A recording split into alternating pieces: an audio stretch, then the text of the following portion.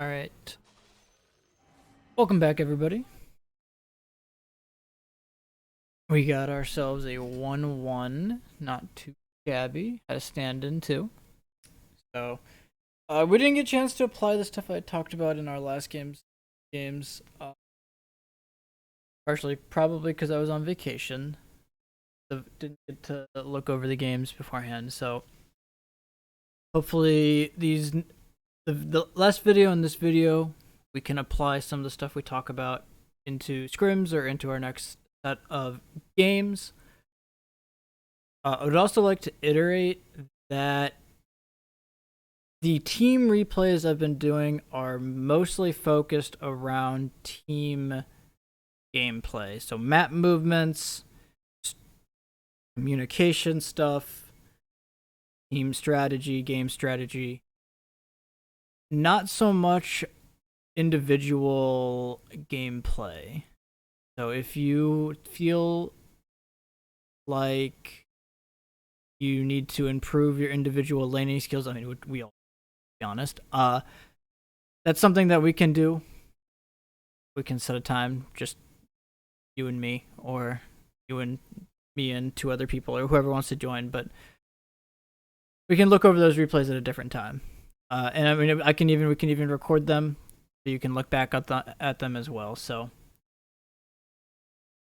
use me as a resource. Anyways, so let's go ahead and take a gander at these games. Haven't really looked over these too much. If you feel like you want to talk about drafting strategy, we can do that as well. I've already mentioned I don't think draft matters as much at this level because it's simply just the skill. It's like drafts aren't executed to their fullest potential. So don't mind what you have. A lot of stuns. You did give up the Lina into Undying, which is pretty miserable. So that's definitely not a fun lane. So could have been something to consider. I don't particularly think Undying is an amazing hero right now.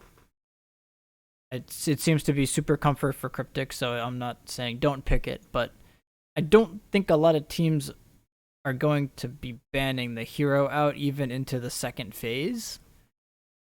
And if they do, it's not really worth the ban. So you could consider just picking it later and prio banning other heroes or whatever. And 17 Lifestealer. Yeah, not a lot of great heroes left. They banned out Wraith King. They have Snap Lina. Which pretty much gives them a free Terrorblade pick. That's the only big concern about picking a core at 17 is that you need to make sure it doesn't have any horrible matchups. If you pick if you set one of 17 Lifestealer, and you know they're gonna Terrorblade, I just make sure you feel like the rest of your team can handle a Terrorblade. So that's just part of draft strategy. But not a terrible draft by any means. You have stuns. You have carry, decent lanes, decent lane matchups. So let's go ahead and get this show on the road. Thanks, guys. Thanks a lot. I do think it's worth considering the Undying Lina matchup. You could potentially lane the Undying versus the TB Snap. Be a slightly better lane for him. You could even potentially, maybe not aggro tri-lane, but you could just do a support swap. So that's something that can always be considered in these games. And looking quickly at starting items, 30 seconds to battle. I like these starting items. I like these. Could be worth buying a value ROP on carry because you're laning against Lina. That can be a pretty miserable lane if you don't have enough armor, so could be worth considering. Wind Ranger items, I don't normally see this much regen bot. You both bought like the same regen. Normally you see like sometimes you'll see like double tango and then like a blight stone with stats. And then you can ferry out a salve if you need it. Generally, I don't think you both need to have a salve to start the lane. And that applies also for the safe lane as well. The reasoning being that if you very, very rarely both immediately need a salve before your first courier gets out. Most of the time, at max, you'll need one. And you can generally ferry it out after bounty runes anyway. So starting stats and a little bit less regen will help your trading in the lane, which means that you'll need less regen anyways. Generally just a 4 thing though. 5s you want more regen. Windlace is okay. I don't know how much movement speed really helps. Feel like you feel like running in to their stuns is really scary in this lane. So I don't hate it. You could consider just starting a stick as well in this lane. I think could be okay. So all right. Anyway, that's enough of starting items. Trade runes here, most likely. We get our ward down. So before we do anything, we want to take a second and think about how this game might progress. And this is something that I strongly encourage you guys as a team think about in the strategy time of games, and you can sometimes even pause at the start to talk about it. So thinking about how this game is going to ideally go for you. You have a Lifestealer, they have a Terrorblade. Lifestealer as a hero generally wants to stay in lane, contest lane. His whole MO is that he's hard to push out, super hard to like, you know, kill in lane and whatnot once he has levels. The opposite is there for Terrorblade. Generally, Terrorblade as a hero wants to leave around level 4 or 5, go flash farm in the jungle, which leaves their top tower generally exposed. So we want as a team to be keeping in mind that this Terrorblade is going to be leaving the lane eventually, which means we will have access to a relatively free tower.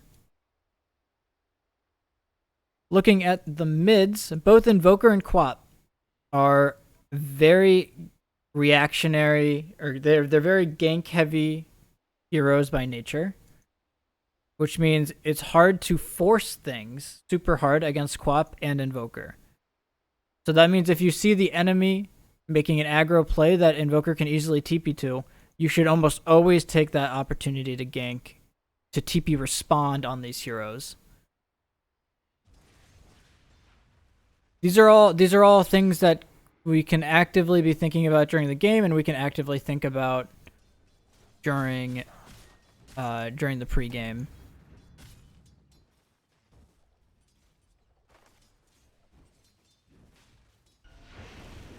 And the Windlace looks like it might wind up working out, and you get a nice flank. But at the end of the day, as long as the Lifestealer is relatively uncontested, you're pretty okay. This is a hard lane. So surviving the early laning of this is very good.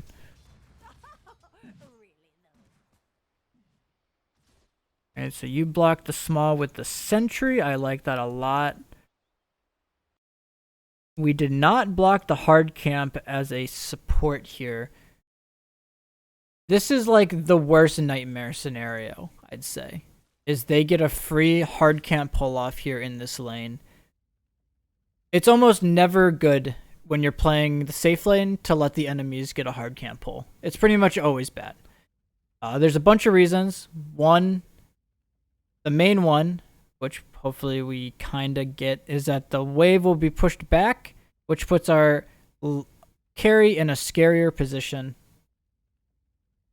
When you're laning against aggro lanes like Centaur Lina, heroes that have a lot of kill threat, a lot of harass threat. As a carry, being up here is just absolutely terrifying. So pretty much at all costs, you want to stop this large camp from being pulled, whether that's blocking it with the sentry, blocking it with your body, interrupting it when they try to pull it if you don't choose to block it. Whatever it takes, really.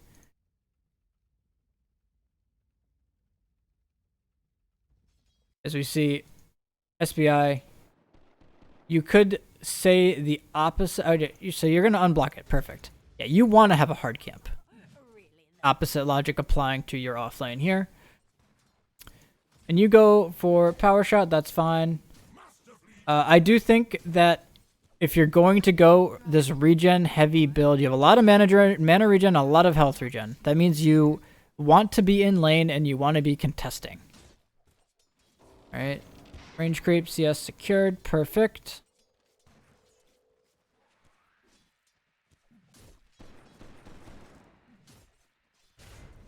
Yeah, and we see that we're kind of forced to play in a weird spot because of them getting this pull off. Mid lane, pretty boring lane, I'd say. You're going Quas Wex. That's completely fine versus Quap. Carry out Mango Salve Tangos. Don't mind that. Although you let your courier dies, that's not ideal. What happened up here? Alright, so they do this. We drag the wave back. We have a hard camp available to us, so we should ideally be looking to abuse us having this. I think you can very actively be posturing onto this Terrorblade. I don't think he should ever... I think if both you and... If both Wind and Mars are aggressively postured near the Terrorblade, he has one of two choices. Now, let's just go back here. So, for example, he pulls this creeps back. If Mars were to follow him, you A-click him, you can A-click him, drag his creeps back towards the creeps here, so you don't feel bad standing up here. You very easily can, both of you, just stand almost in line with this range creep. And what are the Terrorblade's options? Their options are to try to go on you, which feels. I mean, if they go on you, you have so much more damage than them. Their other options to run away.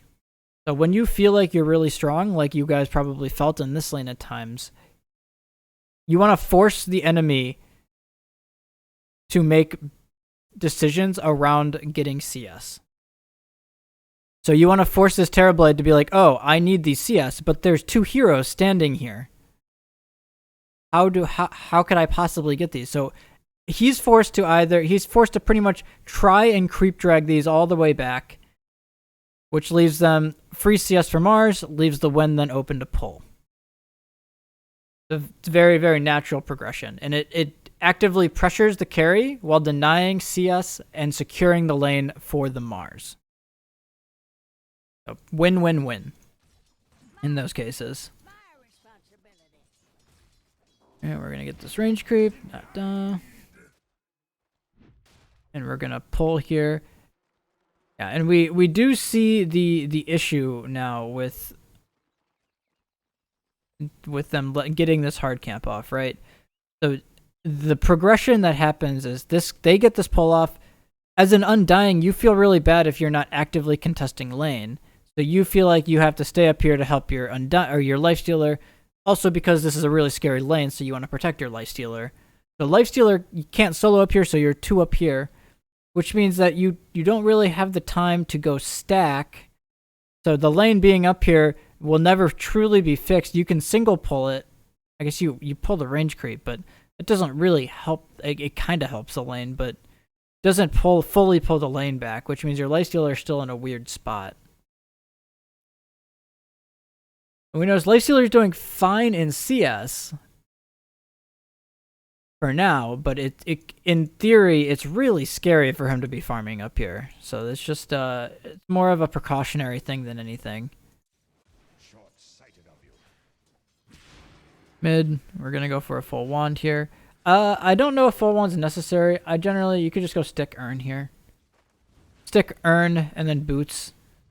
The sooner you have Urn, the sooner you can look for things around the map. So you, as a Quaswex Invoker, you do not want to be tied down to being forced to play in a lane. You want to constantly be running around, forcing people, either forcing objectives, looking for fights, looking for pickoffs, looking for these skirmishes. So and really as an Invoker, you need your first item, right, in order to run around. You need that Urn, so you can start getting those charges, start being active. I'd say these small items that prolong you being able to do that are generally good to some capacity. Not saying wand is completely terrible here, but that it should be something that's going through your head. So by committing for the wand, you're saying, I'm prolonging my fighting item to farm. So there's definitely a trade-off there.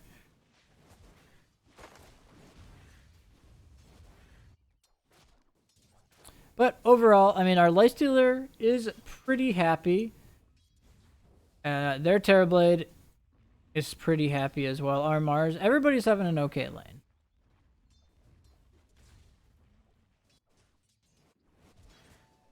As we're progressing through here, we do want to be keeping in mind that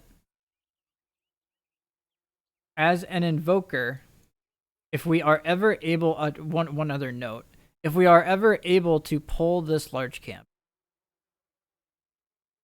because you have a ganking hero like Invoker who can very easily TP to these areas, if you pull this lane, the Terrorblade has to be terrified of a Invoker rotation. TP rotate, Quas, or EMP, Tornado, whatever, use your spells, he dies pretty handily. So that's another reason why the large camp should be so largely contested.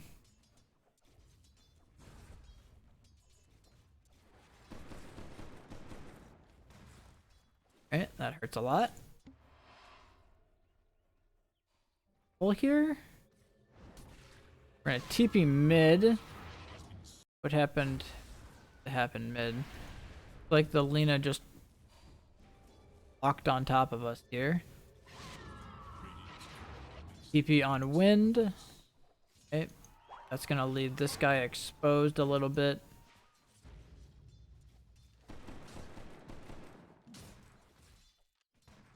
But we see that we're losing the efficiency game because I feel like we're giving their side laners slightly more than they could be getting.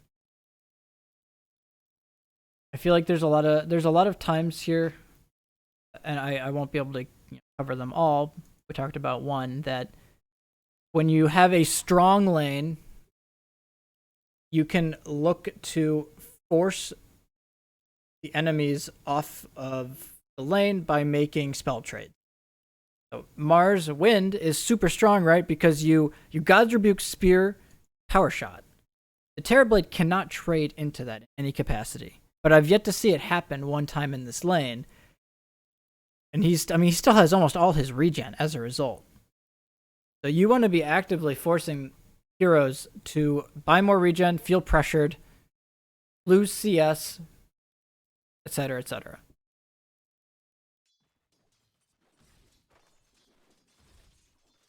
Alright, so the game's progressing.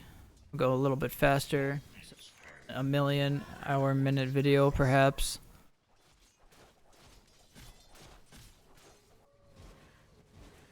We go back for a null. So, again, noting a lot of small items.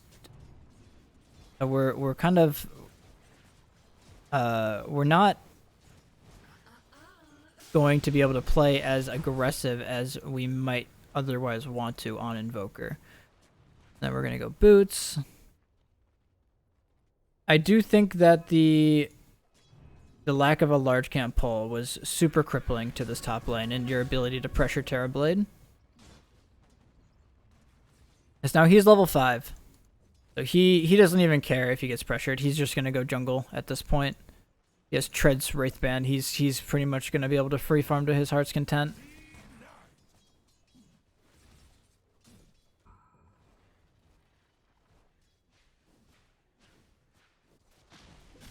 Just a lot of static landing here. Not a whole lot, you know, you can do as an Undying. Not a whole lot you can do as Lifestealer. Most of these early movements just come down to Invoker and Wind. I'd say in particular, Invoker just running towards, running towards top and pressuring the Terrorblade. He dies so easily. As a hero like Terrorblade, his big weakness is having 600 HP. It's 7 minutes. He has Tread's Wraithband. He's still 600 HP. So as Invoker, you should be like, man, you should be like licking your chops. You should be staring at this guy with your other, your other magic nukers and saying, man, this guy is food. So by no circumstances should this guy be able to have a game. Or let me rephrase that. By no circumstances should he be able to actively lane and pressure like he is doing. You want to force him into the jungle because that means you get this free top tower. Your Lifestealer is free farming bottom. He's having a grand old time down here. You're not that scared of him dying at this point, which means that by forcing rotation, by forcing movements top, you're not only securing Lifestealer's game even more, you're freeing up, or you're forcing the enemies to either reactionary fight towards top, which frees up movements towards mid and bottom, or you're just getting kills, getting free kills. All right, and they just feel they feel confident to just go here now that they've gotten levels and farm on Terrorblade. He's quite scary. And I just have to stress, I won't try not to be a broken record here, but Crosswalk's Invoker is not a static laner. You need to. It's a necessity for your hero to do stuff on the map. It's even if they fail, right? It's what's the saying? You miss every shot you don't take. You've got to go for movements. You've got to force stuff to happen because otherwise the static laning is just not good. You should, especially considering, right, we think about the game state. They have a Terrorblade who's going to naturally outfarm Lifestealer. They have a Quap who will naturally outfarm our Invoker. They have a Centaur who, he'll trade about evenly with Mars, but we lose a farming battle. There's one kill in this game and we're down 2k gold. That should go to show just how much that applies here. Alright, continue. Alright, so Yuumi is just sitting up here. Da-da.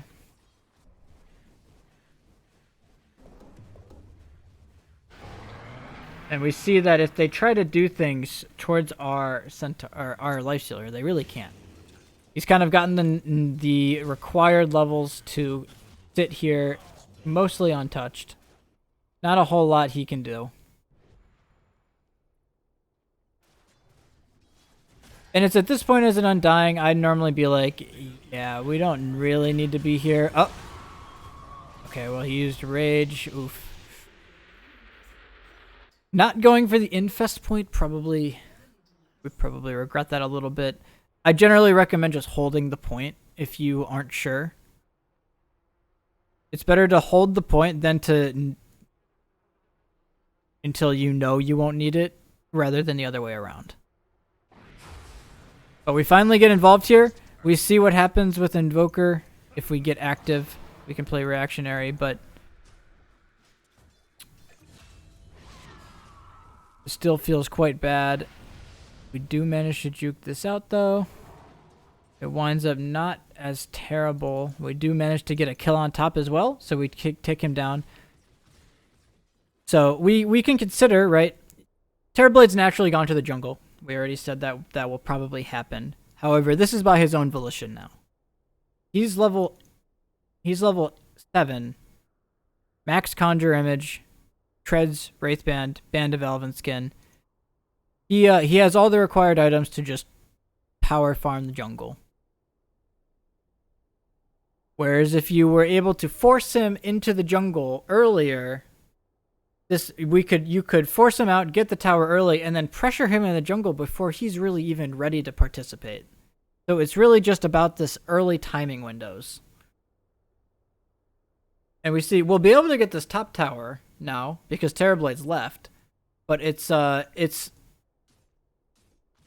significantly later in the game. Alright, so we're finally going to go back for our urn here. We get the D ward. Yep, really nice job here from Mars. Going to get this tower.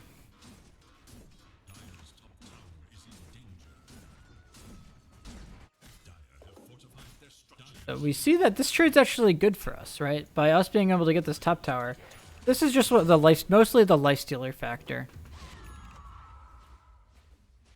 We rotate the top. We kill this guy again. Yep. Punish anybody who comes up here. Perfect. Excellent execution there. And we're keeping our lifestealer bottom. So Yap has correctly identified that he wants to sit down here. Hopefully this is communicated that you want to defend this bottom tower because you are very strong. You're hard to push out.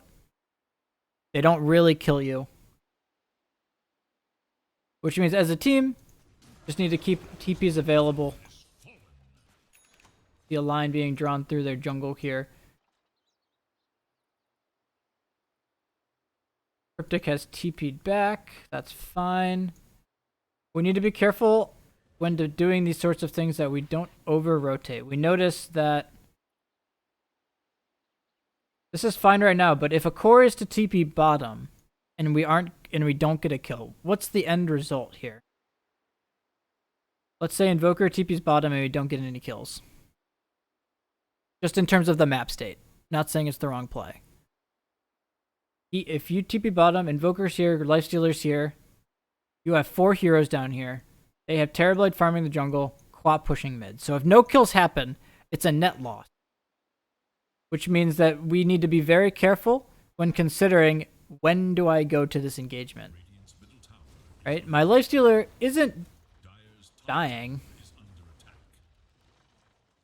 Which means us supports or cores can be considering playing the lane. We're kind of past the laning stage. So this time of the time of aggro ganks running around, it slightly dwindles a little bit, becomes more of a strategic game. General rule of thumb, if there's experience to be had mid, somebody should be taking it. As Invoker, you don't really want it. You want to kind of be actively looking for things on the map, which means it falls generally on a support or the other core. Right? So your Lifestealer wants to be bottom, Invoker wants to be off map because he doesn't want to show, which means that Mars either has to be the one to shove mid or it needs to be a support that can easily TP rotate. And this is generally where a lot of levels come from for supports. You can identify these windows earlier in the game if you're able to pressure these objectives earlier. Right? So being behind in experience is often a result of not properly pressuring the map. Not that we're not like super behind in experience, but yeah, but we TP our Mars bottom. Nothing happens. Means Lifestealer is gonna kind of go off into the jungle here. So this appears to be an active decision here. Instead, we're gonna put our Lifestealer mid. This is another way of approaching it. A lot of pros do this as well, so this is fine. You kind of camp your carry in the mid lane, and he kind of farms these jungles while defending mid, while stuff happens on the sidelines.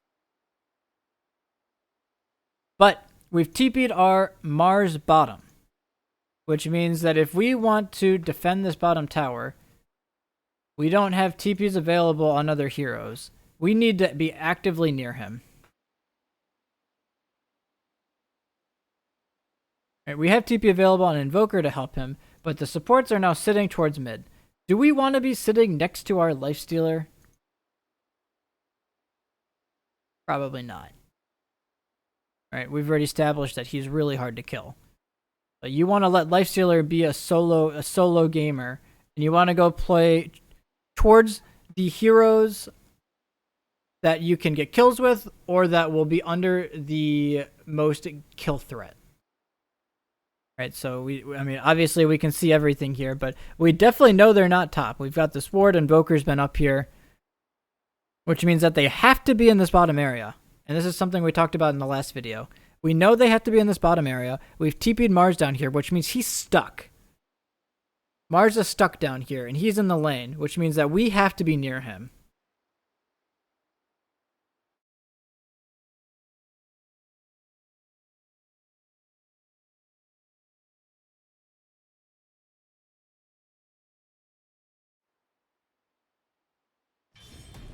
Alright. Which means we kind of left our Mars out to high and dry here. And I just gotta say, man, you've got to be active on this hero. This is not a farming hero. It's actually pissing me off. Like, if I see this happen again, I'm going to lose my mind. You need to be looking for stuff. You need to be looking for ganks. You need to be looking to counter initiate on stuff. It's just, you can't just static hit creeps on this hero and hope to succeed. I'm actually kind of upset that this game was lost, because this is something that should never, ever, ever, ever be a thing. Alright, so get that through your head. Hitting creeps on Invoker is not good. There's a reason why people like Miracle go for Earn Midas. Why do they go Earn Midas? Because they're not hitting creeps! Alright, rant over. So, we talked about why, you know, Mars being bottom alone was not necessarily great. We know they want to come bottom. Bottom is always, pretty much always, the first objective as a team to take. So they take bottom. We pressured mid off of them, which is actually pretty good. But now it's time for us to consider, how do we want to play the map, right? We have people that can play bottom, mid, and top with the 3 lanes. Generally speaking, you want your strong hero to be either defending the tower, or be closest to the enemy. Which means our strong hero, we hopefully identify in this case, is our Mars. He's our playmaker. He's the one that's going to make stuff happen. Lifestealer wants to hit creeps. That's just how it goes. Lifestealer wants to hit creeps. Invoker, also a strong hero. We have 2 strong heroes, actually, in this game. 2 heroes we can make plays around. Which means that we can either decide to set up towards top, play for top, control this area, and kind of give free farm to our Lifestealer, or we can go actively look for engagements with our 2 strong heroes, leaving our core to do his own thing. Because we have a hero like Lifestealer, who will pretty much never die to these ganks until Orchid, I suppose, perhaps, but he's completely fine playing on the opposite side of the map. He's not going to die, which means we want to actively be looking for these engagements. We get one here. And now Invoker's here. Oh man, look at that. 2 kills. You'll love to see it. Probably means we get this mid tower. Chef's kiss. Love to see it. So, now we're kind of in a weird spot, right? This is a critical moment of every game. We take the mid tower. What is our plan after? Bottom lane has been shoved in by Terrorblade, which means that will probably need shoved at some point. This is generally the time that you can do one of 2 things as a team. You can, 1, come towards top, set up vision top, play near your Lifestealer, play with 5 heroes here, or 2, if we feel really strong, we can send our Lifestealer to shove this out as a team, and then we can smoke into their triangle and get vision. Lifestealer will shove this out bottom, and then he'll connect to you guys here. By establishing vision in this triangle, we're actively slowing the Terrorblade down while continuing our Lifestealer's farm progression. Are we scared of them roaching? No, which means that this is even better.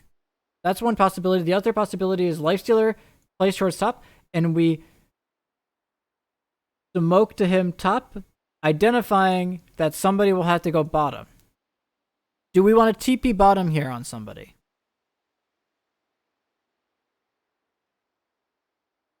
No, we do not. Why not? Because if we choose to play top, we need to be able to have 5 heroes top. So we TP bottom, which means I'm expecting us to hopefully be moving towards bottom so we can actively look for engagements.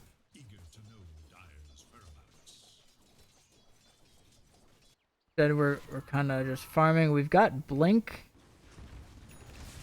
on Mars. We have Blink on Mars. There should be smoke time. Let's go. We get the smokes going. Look for engagements. Look for this Terrorblade. This is go time. I rarely see big item timings like this. They should almost always be accompanied by a smoke movement, because this is just such a powerful spike. What happens instead? We kind of just farm.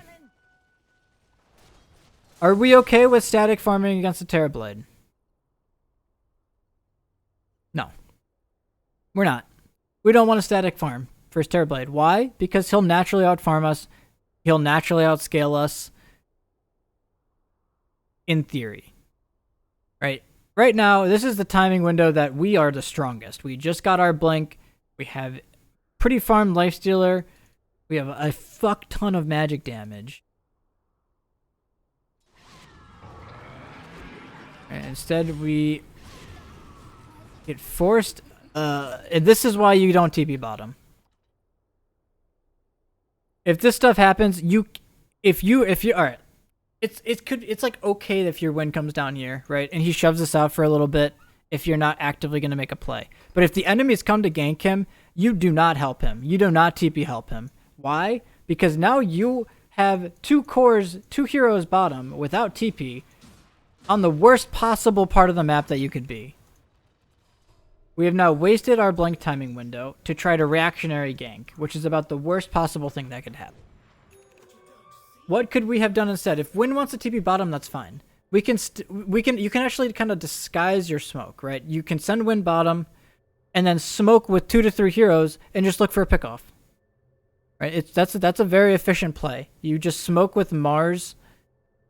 Mars infested, or Lifestealer infested in Mars with Invoker in the area. You can very easily just find a free kill, especially if you get vision down first. But instead, we get forced into this play bottom, which just feels so terrible. And the enemies are very happy with this static lane, this static gaming. We should not be. We should not be happy with this whatsoever. We have vision towards top. We know they're not top. They go on our wind again. We finally find an engagement. Don't get it. Oh, we get a kill out of it. Perfect. Notice how every time we take an engagement, we come out on top. This should be something that's being noted as a team. Like, let's go. Perfect. Go, go, go, go. Excellent. You love to see this. Fast moves. Aggressive moves. Right? Smokes.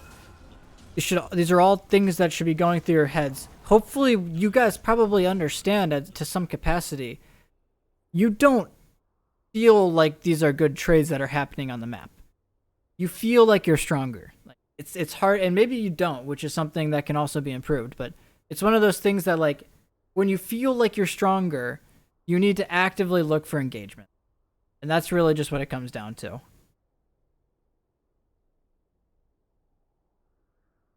Alright.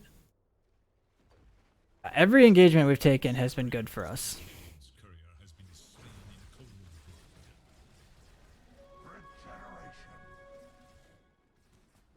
Kind of walked by us. I would also say warding. This ward is awesome. Smokes also being used to look for kills also enable you to get deep wards down. So a lot of the time what happens is you feel like you can, or a lot of times what happens is you feel like you can fight, but you're not sure where to fight. So you can use your first smoke to look for a fight, but the secondary objective is to get deep wards down, which enables you to play aggressive in the future. Which we didn't get deep. We didn't really smoke into their jungle. We kind of just smoked, or we kind of just ran at them, right? We didn't smoke. So it leads generally to a lack of vision control. As we see, we're gonna probably get sucked into playing bottom again. We get 1 kill out of this. Being bottom feels so bad. They have complete vision control down here. You're never gonna catch the Terrorblade like this. Ooh, what's this? All right, we smoke to our vision. We're smoking to our Lifestealer with a Cardi. I love this play. Oh, this is a nice play. Get a kill. We're rapping on them. They've used all their buttons. Yeah, we're in a little bit of a weird spot, but that's fine.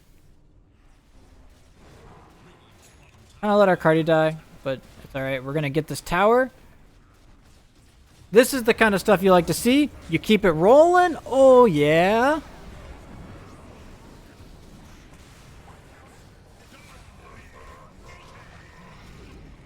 This is good stuff. Alright. Maybe we go a little deep, but we get the tower. I love that move. Right, you force the enemies to respond to you. You got an objective. You forced out some key spells. Lost a core, but we also gained more than we lost in this case. So we feel pretty good about this.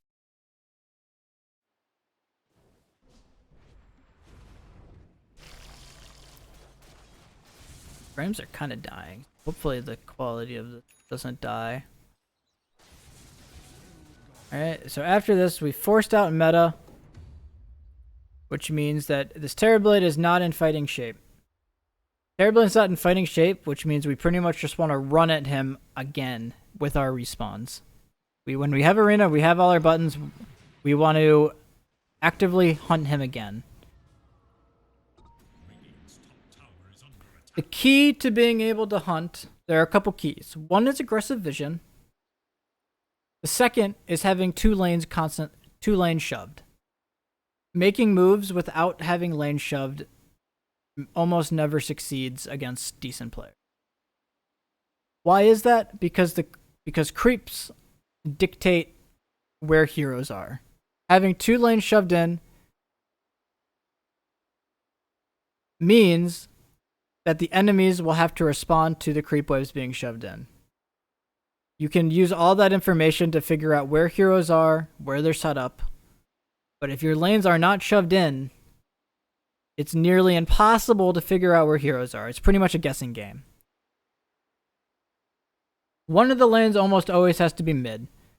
Mid needs to be shoved into some capacity. We shove in top real fast here, it looked like, which is fine with me. I mean, notice how they can smoke. Why does their smoke work? To some capacity. It works because they had mid shoved. They had bottom shoving. We showed one top, which means we can only be here. You can only be in one area. They know for this, they pretty much know, they don't know it for a fact, but they know it's a pretty good chance. That's why their smoke is hard to see coming. It doesn't necessarily work because they're trying to go on a Lifestealer, but that's the general reasoning. Okay. Pretty sick go there. Don't catch him, but that's fine. But we notice we haven't found this Terrorblade a single time. He's farmed to his heart's content. And as a result, the net worth lead has never gone down into our favor. Which means we need to force them to make less than ideal plays. Alright, we find Centaur kind of just chilling here. Nice, a good kill. We force them towards top. Somebody should immediately be running mid to deal with this mid wave. That perfect. We force another BKB. We go shove top. We're going to have 2 lanes shoved. This is an excellent progression.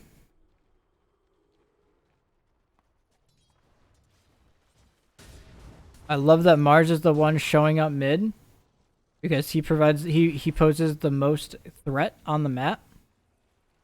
Now we have 2 lanes in. We can go anywhere we want. We can Rosh. We can smoke into their triangle. We can go wherever our hearts desire. That will happen. That'll happen for the rest of the game. Right? You'll have these windows to do so. We smoke. We're finally going into their triangle. I love this. We get a deep ward down.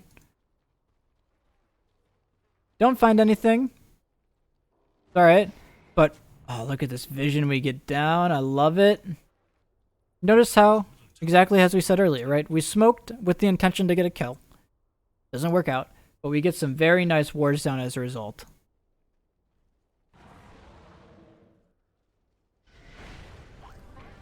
Oh.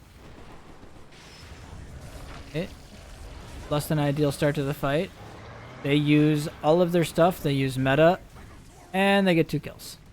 Maybe 3. Why does this fight not work?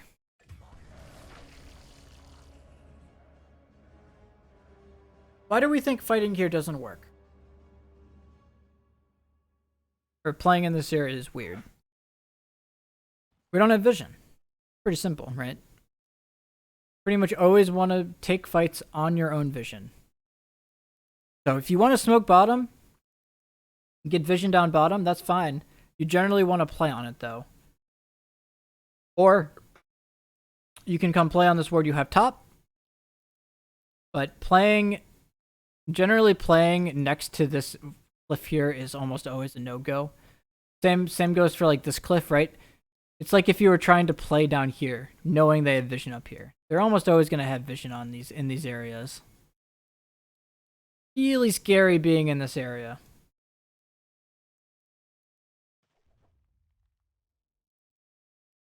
Alright. A lot of stuff. I want to get to the other.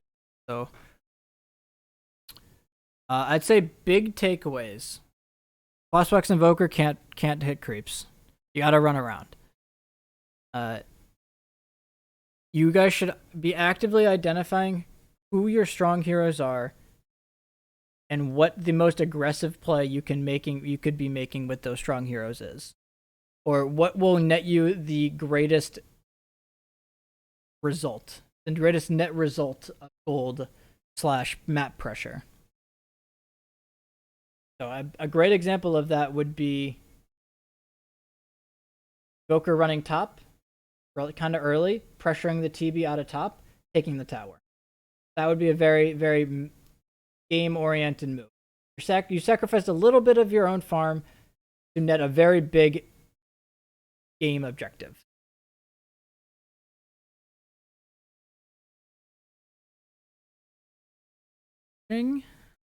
Perfect. Yep.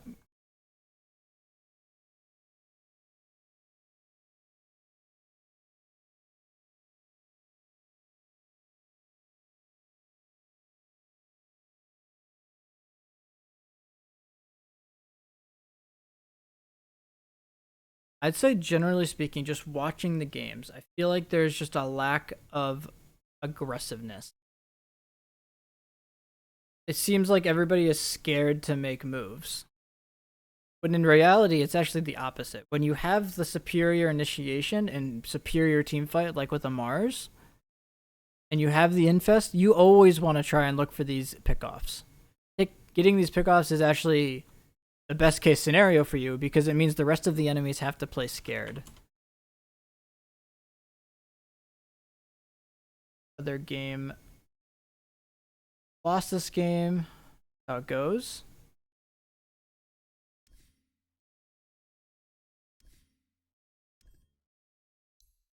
Keep playing.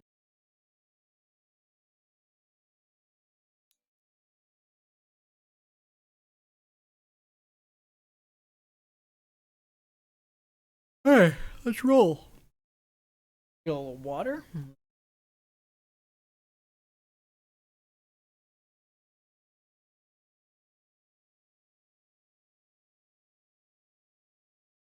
Alright. 5 seconds. Radiant's turn. Let's go. Fast forward through this. First pick Oracle. Heavy, they pick Bristle. There. Viper. Don't hate that. Eevee and the Illusion Heroes, sure. If you think Yuumi plays really good Illusion Heroes, that's a fine ban.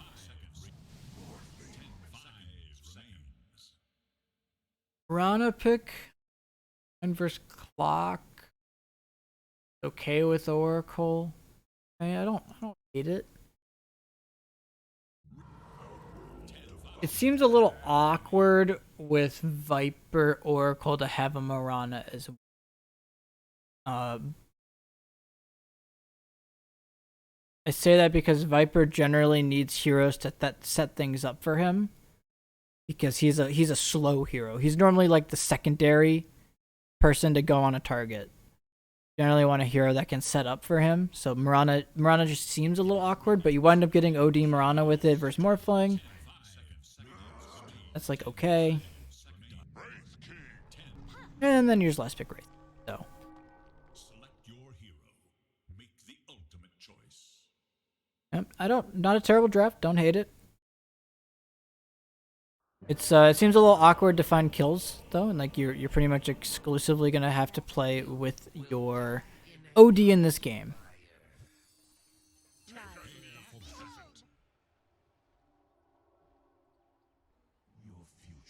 Alright, looking at starting items. Again, very regen heavy on Mirana. Most of the times when I see Mirana, you kind of just play off to the side, you arrow creep what you want to arrow. Creeps over here, arrow the range creep if you need it, block the small camp, Thanks, guys. look for pulls. I don't know how much you want to be actively right-clicking in lane. A lot of the times you normally just see like a boot start on these heroes. You don't need as much regen. We started boots on Oracle. Okay. Guess we're laning against Clockwork. Clock Bristle. I will just say one thing. Laning against Clock. We know we're laning against Clock Bristle.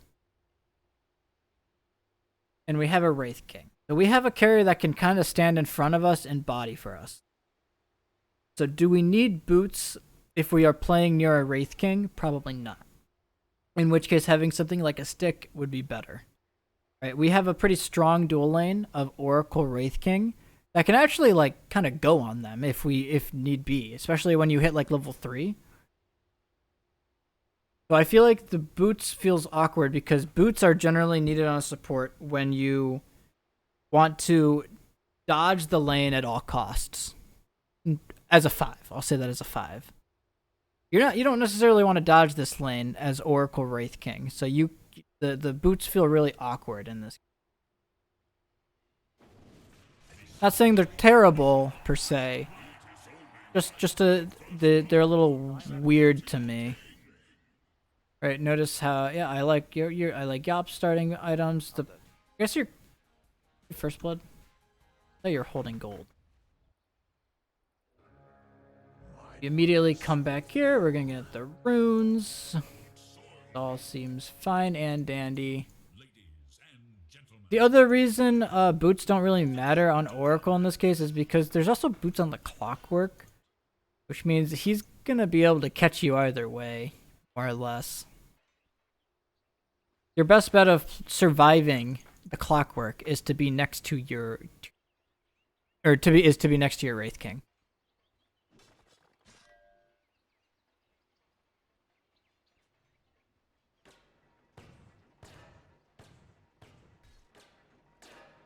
Maybe it saves us from a little bit of harass.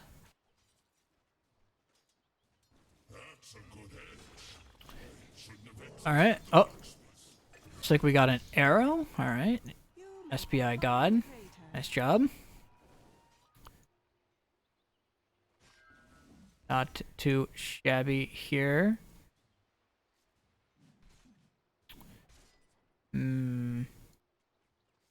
Yeah, alright. Big thing here. Big laning idea here coming out. So, as dual lanes, generally you're dual laning. One of the most important things to understand is when is the best time to pressure? When can we pressure? Can we pressure? Can we threaten their offlaner? Can we threaten their carry? Do we have, like, you know, those kinds of things. So, looking at this scenario, right, they have a Bristleback. Level 1 Bristleback. Not super scary, right?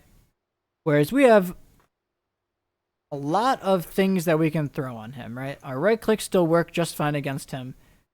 Fortune's End, Wraith Fire Blast, a lot of right clicks here. It's a lot of pressure to put onto a Bristleback just to use your spells and right click him a couple of times. That kind of pressure goes a very long way.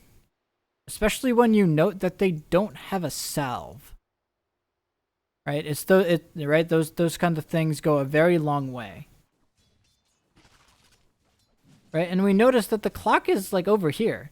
If we just use our spells on this Bristleback, what's he gonna do? He just has to walk away. That's his only option. He can't stand and fight. So by doing that, you're not only going to keep your wave close to the tower because it's Bristleback, but you're also going to put him in a compromising situation.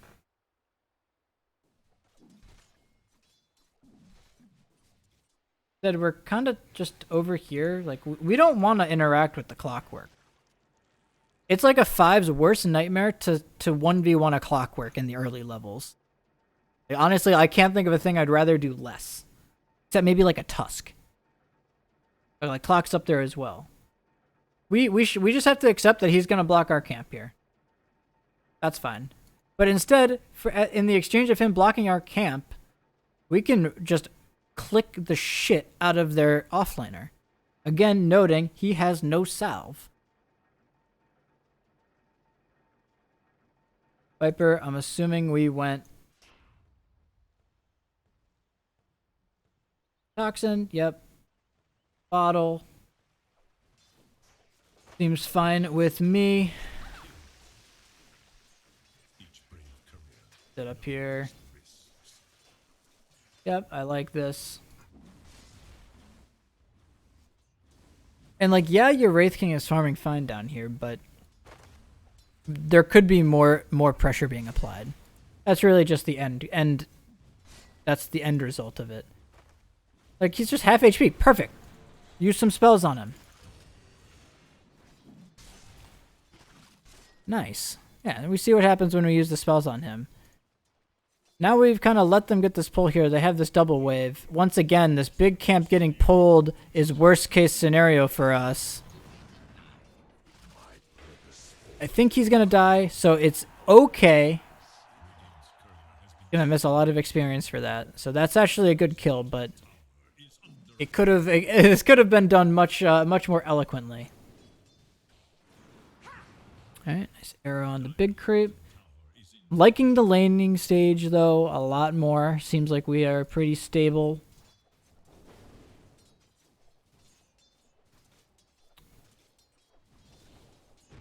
We aren't super hard pressuring. So it's kind of awkward, right? Our lane doesn't do a whole lot to Morphling up here in this dual lane, so we're okay with trading farm because we need to play for a specific timing on our OD. Right, we don't have the greatest ways of killing this Morphling.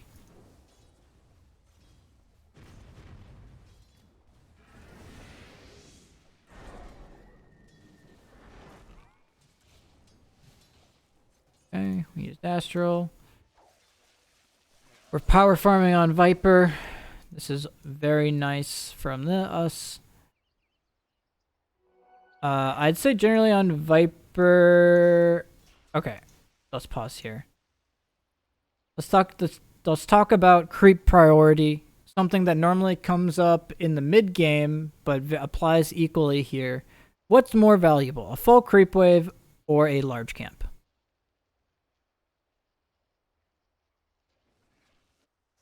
A creep wave. We should always prioritize a creep wave over having a large camp here. We're going to farm this large camp, and by the time we get back, we're going to miss 2 to 3 creeps. Not only that, but it was an uncontested wave for the puck. A hero like Viper he thrives on pressuring, shoving the lane, and then pressuring the mid. So if you don't feel okay if you're just giving the enemy mid free waves, ever. That's just something to actively consider.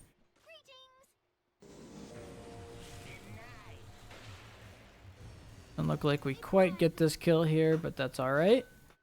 We could stack here as well. Not gonna stack. Alright. A lot of good things are happening though. They're gonna go for water runes. And we notice this Viper, we want to pressure this guy. We're gonna not let him see us for free. I guess it's kind of late though because he's got max orb. It feels kind of awkward to pressure him now. Go for Bracer. Bracer do anything for us in this lane? Doesn't give us spell resist. Gives us a little bit more tankiness, I guess. But there are items that serve the same purpose as Bracer that are just better. For example, Wand Raindrops versus Puck makes a lot of sense in my head. Why? Because Puck's main trading skill is magic based, which will be blocked by Raindrops, and you will also get a wand charge from it. You can ferry out a Tango as another set of Tangos to help make Puck's trading worse. That's kind of what I'm thinking. The Bracer feels like a waste of gold to me. That's just my note. Notice here, Cryptic, that you die actually as a result of the boot space. Right? Instead of having these early stat items, a little bit of mana regen, health regen, we get caught without any of those things. Die.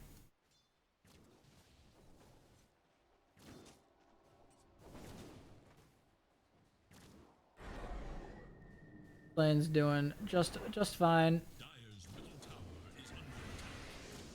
I'd say this is one of those lanes, SPI, that you can kind of just let them shove it into your OD, and you can just go and kind of half jungle. If Jakiro nukes a wave, I just leave and just go farm some camp. They don't really kill your OD in this lane. You can play for your own game in some ways. Which is why so many people think, or why the hero was so popular.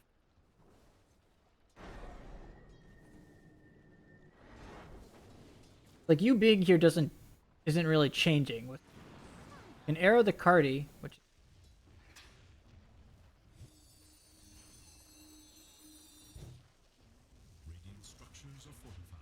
but otherwise it feels really awkward. We warded this side.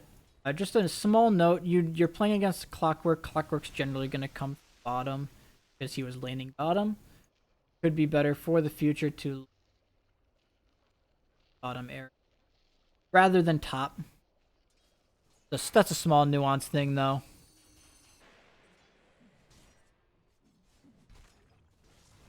Alright, so we've reached the stage here where do we want to leave lane completely in this lane on Wraith? I guess it's fine if we leave, but if you want to leave, who needs to come bottom? Should Oracle be the one just sitting down here?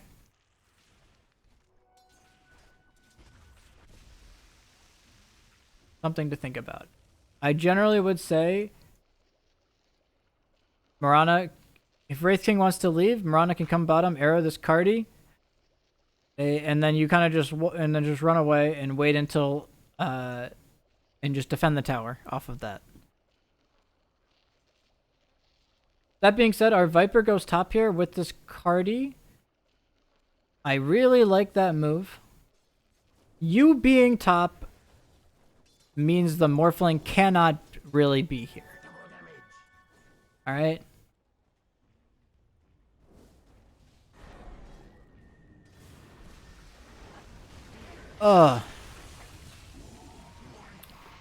Perfect. We now get this tower. Probably. Should get this tower. They're making this really forced play bottom. They only catch a support. So Mirana staying top was completely fine if you knew if Viper's coming up there, right? You're gonna get this tower. Our Wraith King is mid appropriately. This is chef's kiss. This tower trade is completely fine.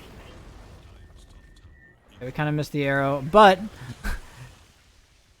we are very happy with what just happened because we get gained net worth on our heroes. We killed their carry. Our carry was free farming.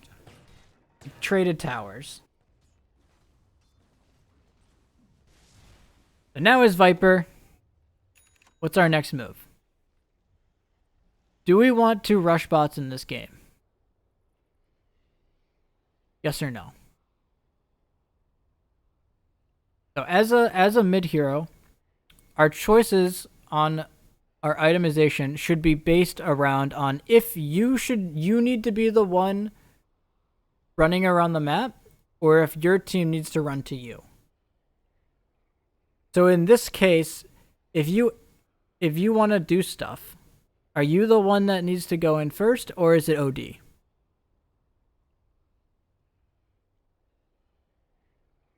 Probably OD. OD needs to find the Astral, and you kind of provide the follow-up damage with the arrow. Kind of the whole shtick. So that means going to bots feels really awkward. Because you're going to play more of a stationary game. But it's not terrible. It's pretty much like a standard pickup these days on Viper.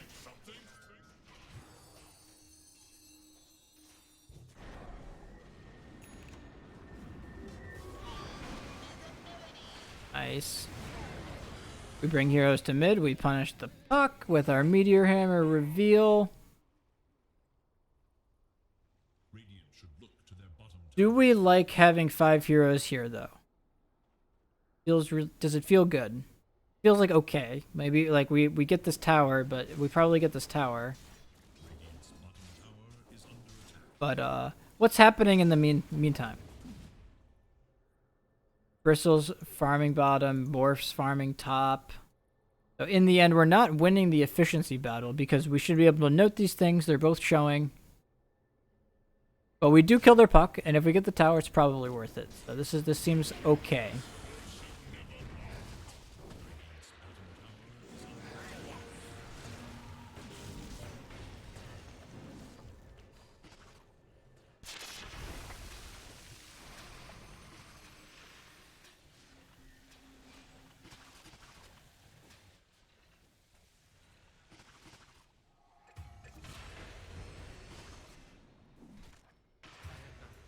That feels pretty bad, but I'd say that going for this mid tower felt a little awkward. We were very low on resources. Specifically our OD, right? We kind of need our OD to have mana for us to do things. It feels really awkward if he doesn't have mana. The other big thing is that our Viper isn't here to start, which means if Bristle is here, you have no answer. That's the other reasoning. It's a little awkward.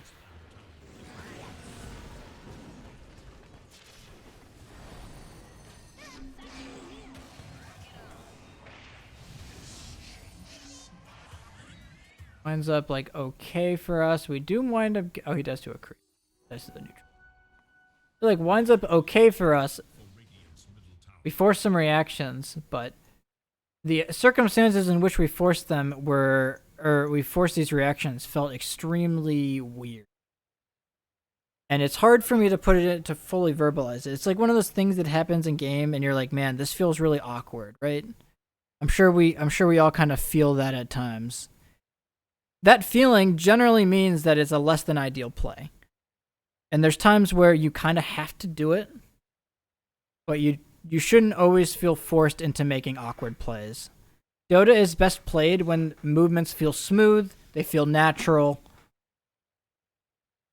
And those are things that like those sound like abstract concepts, but that's like kind of how a lot of Dota players feel out games. Is just something feels really meh.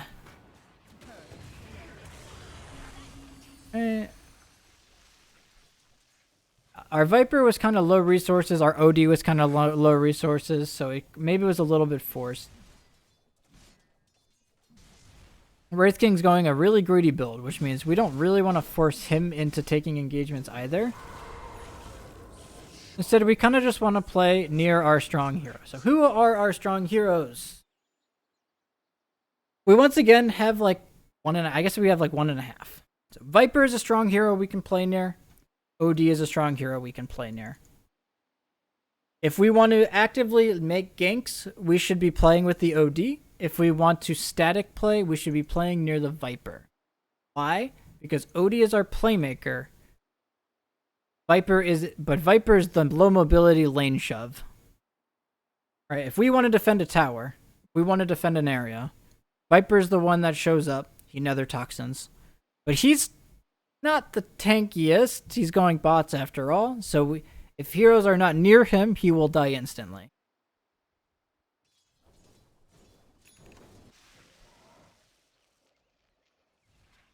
We're going to finish up bots here, and this seems fine. Kind of a greedier style. We're noting that our Wraith King has a Midas, and our Viper has a bots. 2 items on 2 cores that do not actively contribute to your ability to being stronger in fights, right? So that means we don't necessarily want to look for these big engagements. We want to look for pickoffs. We have OD Marana. We have a Meteor Hammer. We can very easily look for these things without feeling super forced into them.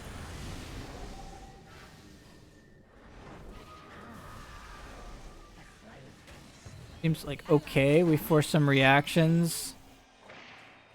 No detection. A lot of reactions forced down here. Yop. I think we're going to identify this and we're going to get the mid tower. Or force them back towards mid. I think we actually... Do we get the tower? We do. They deny it. We take down this guy. I'm really liking how the map's being played. We're not over-committing for things. Maybe that mid tower was slightly over-committed, but...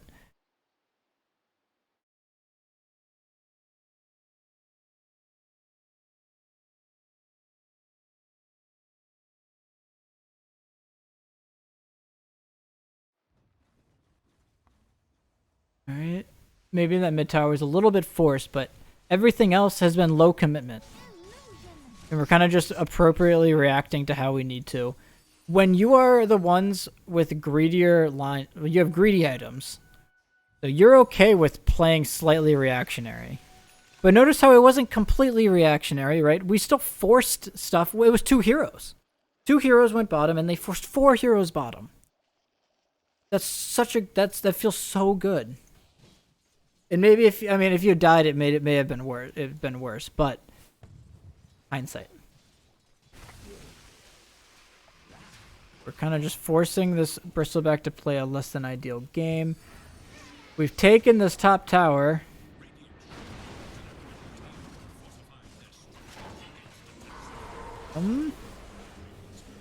Okay.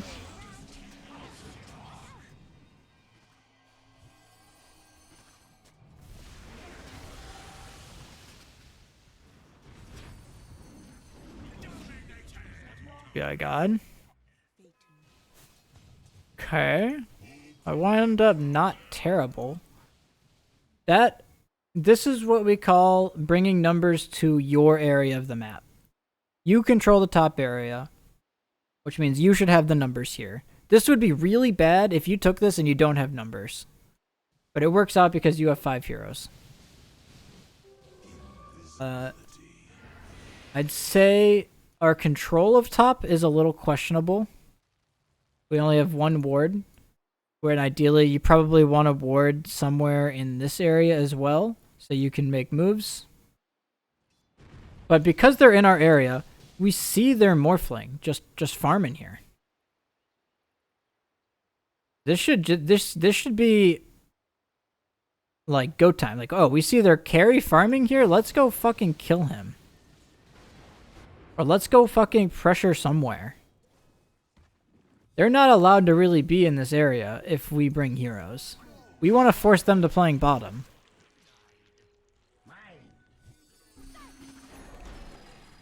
Okay, Cryptic Gun dies here. That's how it goes.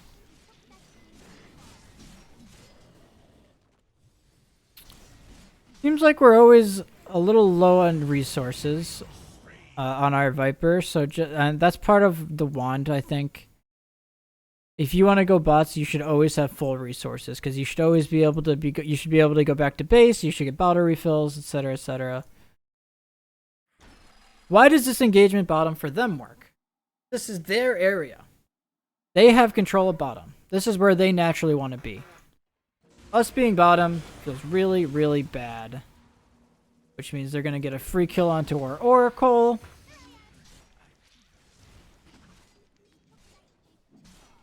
We've noted we don't want to take big engagements. Keep that in mind. We want to defend objectives with as minimal of resources as possible.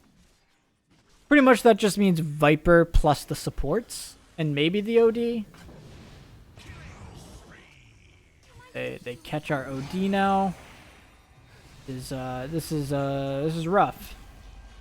Right, I'd say we didn't appropriate our resources correctly into who was doing what job. Bryce, you have made it out. All right. But this feels really bad, right? Because they kind of caught us split. Where they have 5 heroes. Their heroes went for items that let them participate. Right? Bristle has a bunch of small items. There's a Witch Blade on Puck. He's got a Falcon Blade on Morphling. Their heroes aren't built. Well, they will look to scale, but their items let them do things now. Which means they're okay. They feel pretty okay with bringing 5 heroes to these big fights, whereas we necessarily don't. We want to be looking for these skirmishes. We want to be looking for, pickoffs. When we want to look for pickoffs, we need vision and we need smokes. See a smoke queued up here for Cryptic. Very naturally runs. I guess we don't even have to smoke. This Bristle's just kind of up here.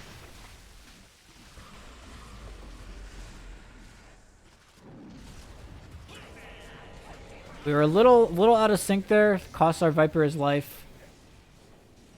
If you're a little more patient with that, you chain your disables with another toxin. He doesn't die. That's just a small minute detail. We have Moonlit Shadow. Alright, big thing. We identify Puck as TP'd. Which means if we bring numbers, they cannot be here anymore. They appropriately leave off of Puck leave.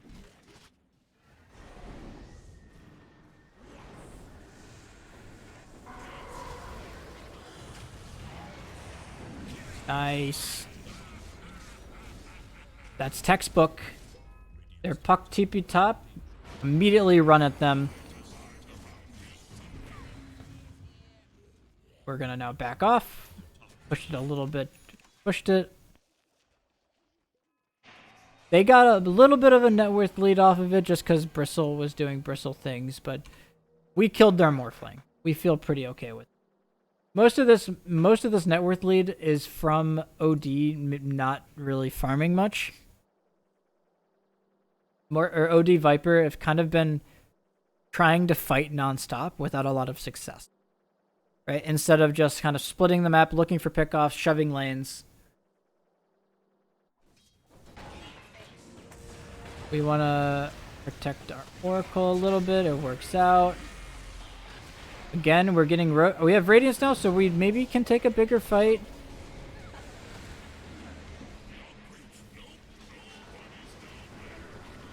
Okay, so I like that you had a salve this time for the Oracle. Taking notes, I see.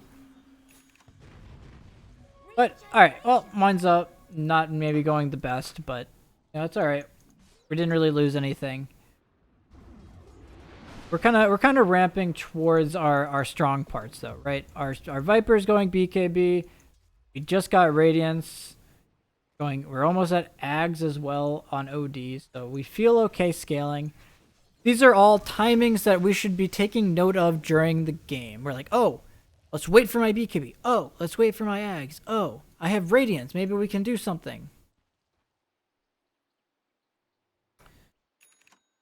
Okay, keeping it note that the enemies had played bottom earlier. We didn't fully de-ward them. They still have a deep ward down here. So we don't want to get sucked into playing down here. This is their area. We're going to shove in top. Love this.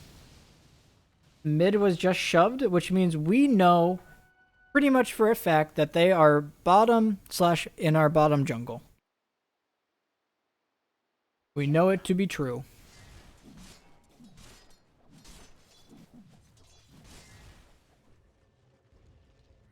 Now that we've forced in this top lane, notice we see Puck TP. Puck TP means we can look for stuff everywhere else on the map. If we want to, right? That's the big thing. They're going to have 2 lanes shoved in, which means they're going to be the ones that could be looking to make plays. They're the ones that are smoked. They were smoked? Okay, I'm not sure what that is about, but...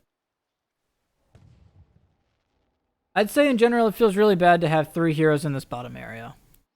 At most times. If you have heroes in this top area, you can consciously defend off of wards, play near your Wraith King.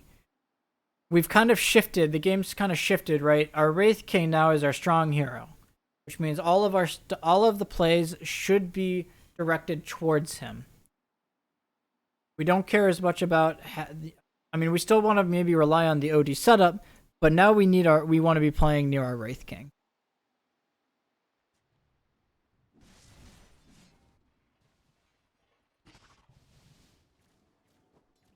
Don't mind if I do. We have Blink now. We're gonna shove in mid.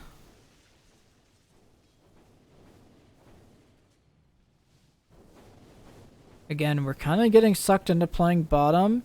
There's not a lot of natural plays for us bottom. We want to be always looking for ways to make plays. Alright, we're going to set up here onto the Morphling. We force some reactions. We force out mid. We're going to force in top. We note that they're all bottom. Are we going to go fight them or what? Do we want to fight bottom? We know that the Morphling can't get here. It means it's an okay fight if we bring numbers. Okay. But again, it was a little awkward, right? We keep getting sucked into playing bottom, and now they find our Wraith King. And this is probably like one wave too many from Yop, but it's really awkward, right? They dragged you guys bottom, and then they TP top and catch your Wraith King. It's such a natural play for them. Whereas we're kind of, we force a play mid, We run at them bottom, they all run away, and then we're stuck, right? Where if it's reversed, let's say we smoke at them bottom, we force them to TP top, and then we all run top, right? They're stuck there. If we want to look for an engagement, that's one way of doing so. Instead, we kind of lose our carry here, which kind of blows the game open, I would imagine, a little bit here.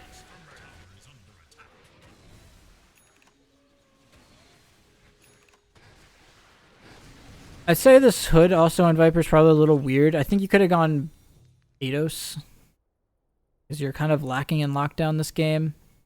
You don't have great ways to keep Bristle in the Nether Toxin. Whoa, too fast, too fast, too fast. Alright. Alright, so we want to sit in our triangle. We could have ward down. We see them ward. Oh dear.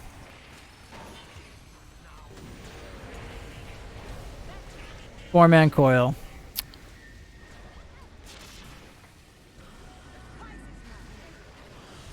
Yeah, that's how it goes sometimes. Four-man coil. Alright, not terrible. They're gonna lose Yop though. Our OD's still kicking. Okay, we hit the blade mail. That kind of sucks. Not cool. Just that's just a positioning thing. You know they have a puck. You get four-man coiled like that. Winning fights is not super realistic, right?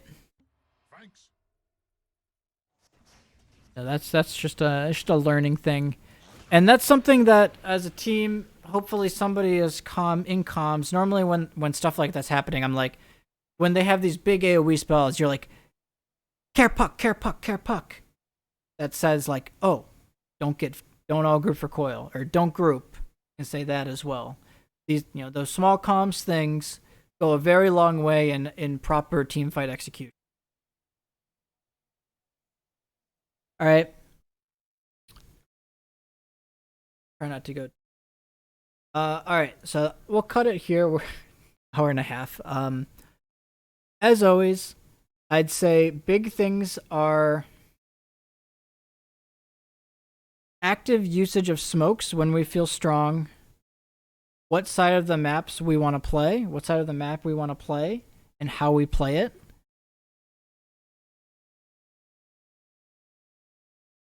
Fight choices, I suppose, is also still kind of rough, but pretty big things, kind of continuing from our last video. We have questions over these team concepts. Don't hesitate to ask on them.